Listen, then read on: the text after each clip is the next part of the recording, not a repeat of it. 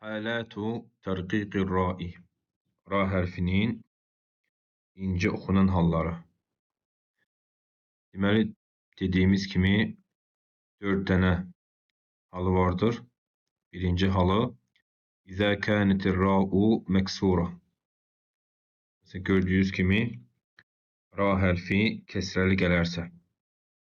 Yəni görürsünüz ra hərfi burada nədir qardaşlarım? Kəsrəlidir.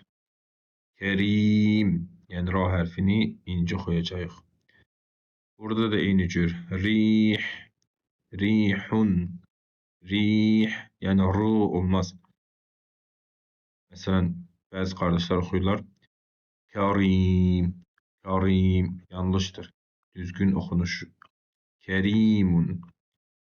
Məsələn, burada da ri yox, ri, rihun. Sonra ikinci halı isə İzə kânetir ra'u sâkineten ve qablaha kesretun asliyetun ve leyse ba'daha harful isti'la. Və ikinci halı isə əgər ra hərfi sükunlu olarsa və özündən əvvəlki hərf kəsrəli olarsa, amma ra hərfindən sonra gələn hərf qalın hərflərdən olmamalıdır. Yəni isti'la hərflərindən olmamalıdır. Burada görürsünüz kardeşler. Fir'aun. Fir'aun. Yani görürsünüz f harfi burada əslidir. Ra ise nedir? Sükunludur. Fir'aun. Sonra kardeşler üçüncü halı ise kardeşlerim İzə səkenetir ra'u ve qablaha sakinun gayru musta'illi ve qablahu meksurun. Mesela gördüğümüz gibi hicr. Yani burada da ra hərfi ince olacaktır. Yani tərcüməsi umumən bu kelimenin ra hərfi ve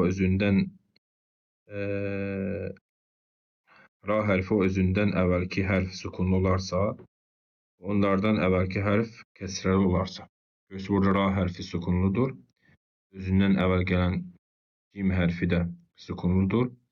Və ondan qabaq gələn hərf isə nədir? Kəsrəli olarsa. Hicr. Yəni yumşaq oxunacaq. Hicr. Qadir. Qadir. Yəni ra hərfi məsələn baxırıq bəzi qardaşlarımız oxuyurlar qadir. Yəni ra hərfini qalın oxuyurlar. Yanlışdır. Düzgün oxunuş qadir. Qadir. Dördüncü halı ise kardeşlerim İzə səkenetir ra'u ve subiqat biya'il-lin. Ra sükunlu olarsa ve özündən əvvəl ya'ul-lin gələrsə. Yəni ya hərfi gələrsə dayandığımız hala aiddir bu ancaq. Xayr, la dayr. Keçərkən isə baxırıq ra'nın üzərində dammalı, fəthəlidirsə qalın olacaqdır. Kəsrəlidirsə ince oxunacaqdır. Amma bu ancaq nədir? Vaqf halına aiddir. Xayr, la dayr.